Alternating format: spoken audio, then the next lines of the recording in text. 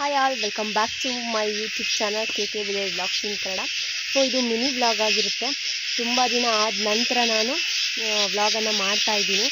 So ತುಂಬ ಬೇರೆ ಏನು ಕಾರಣ ಇಲ್ಲ, ಯಾಕಂದರೆ ನಾವು ರೈತರಾಗಿರೋದ್ರಿಂದ ಸೊ ಮಕ್ಕಳಿಗೆ ಸ್ಕೂಲ್ ಬೇರೆ ಸ್ಟಾರ್ಟ್ ಆಯಿತು. ಹಾಗಾಗಿ ನಮ್ಮದು ಗದ್ದೆ ನಾಟಿ ಕೆಲಸ, ಹಾಗೆಯೇ ಮಕ್ಕಳಿಗೆ ಸ್ಕೂಲ್ಗೆ ಹೊರಡಿಸ್ಬೇಕಿತ್ತು. ಸೊ ಚಿಕ್ಕ ಮಕ್ಕಳಾಗಿರೋದ್ರಿಂದ ಪ್ರತಿಯೊಂದನ್ನು ನಾವೇ ಮಾಡಬೇಕು. ಹಾಗಾಗಿ ನಾನು ಡೈಲಿ ವ್ಲಾಗನ್ನು ಮಾಡ್ತಿರಲಿಲ್ಲ. ಇನ್ಮೇಲೆ ಆದಷ್ಟು ಟ್ರೈ ಮಾಡ್ತೀನಿ.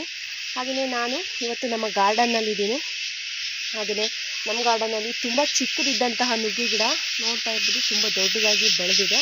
ಸೊ ಅದನ್ನು ನಿಮಗೆ ತೋರಿಸ್ತೀನಿ, ಬನ್ನಿ ಎಲ್ಲ ಗಿಡಗಳನ್ನ ಹೇಗಿದ್ದಾವೆ ಅಂತ ನೋಡಿ.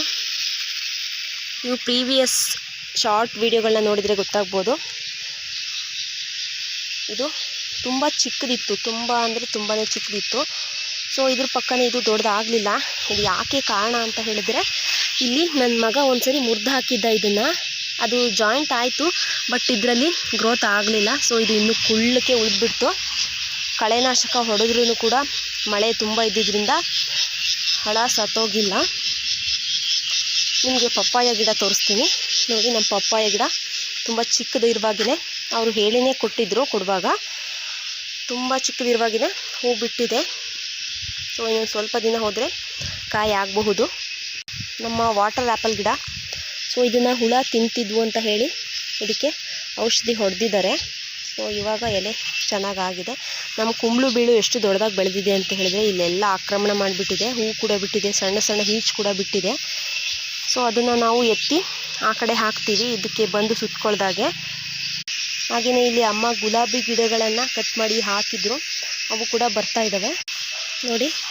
ನಮ್ಮ ಪುಟಾಣಿ ಸೀಬೆ ಗಿಡ ತುಂಬ ಹೂ ಈಚುಗಳನ್ನ ಬಿಟ್ಟಿದೆ. ಹಾಗೆಯೇ ಇದು ನಮ್ಮದು ದಾಳಿಂಬೆ ಗಿಡ, ಇದಕ್ಕೇ ಇಲ್ಲೆಲ್ಲ ಸುತ್ಕೊಂಡ್ಬಿಟ್ಟಿತ್ತು ಕುಂಬಳು ಬೀಳು. ಸೊ ಅದನ್ನು ನೆನ್ನೆ ಬಿಡಿಸಿದ್ದೀವಿ.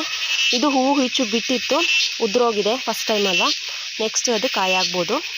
ಇದು ನಮ್ಮ ಕರಿಬೇವಿನ ಗಿಡ, ಯಾಕೋ ಗ್ರೋತೇ ಆಗ್ತಿಲ್ಲ. ಹೆಚ್ಚು ಕಮ್ಮಿ 2 ವರ್ಷ ಆಯಿತು ಇದಕ್ಕೆ, ಆದ್ರೂ ಇಷ್ಟ ಇದೆ. ಇದನ್ನು ಹೇಗೆ ದೊಡ್ಡದು ಮಾಡೋದು ಗೊತ್ತಾಗ್ತಿಲ್ಲ. ಇನ್ನು ಇದು ಸಪೋಟ ಗಿಡ. ಹಾಗೆಯೇ ಈ ಕಡೆ ಬಂದರೆ ಇಲ್ಲೂ ಒಂದು ದಾಳಿಂಬೆ ಗಿಡ. ಹಾಗೆಯೇ ಇಲ್ಲಿ ಕೆಂಪು ಸೀಬೆ, ಇದಕ್ಕೂ ಹುಳ ತಿಂತಿತ್ತು, ಔಷಧಿ ಹೊಡೆದ್ಮೇಲೆ ಪರವಾಗಿಲ್ಲ, ಇವಾಗ ನೋಡಬೇಕು. ಇದು ನಮ್ಮ ನಿಂಬೆ ಗಿಡ. ಹೀಗೆ ಕೆಳಗಡೆ ಹೋದರೆ ನಮ್ಮ ಕಾಫಿ ತೋಟ ಸಿಗುತ್ತೆ. ಸೊ ಇಲ್ಲೊಂದು ನಮ್ಮದು ಕಾಫಿ ಗಿಡ ಇಲ್ಲೊಂದು ಹುಟ್ಟಿದೆ. ಅದು ಎಷ್ಟು ಚೆನ್ನಾಗಿ ಕಾಯ್ಬಿಟ್ಟಿದೆ ನೋಡಿ, ತುಂಬಾ ಚೆನ್ನಾಗಿ ಕಾಯ್ಬಿಟ್ಟಿದೆ. ಇದಕ್ಕೆ ನಾವು ಏನೂ ಕೆಲಸನೇ ಮಾಡಲ್ಲ ಪಾಪ, ಸ್ವಲ್ಪ ದೂರ ಇದೆ ಅಂತ. ಹಾಗೆಯೇ ಇದು ನಮ್ಮ ಬೇವಿನ ಗಿಡ.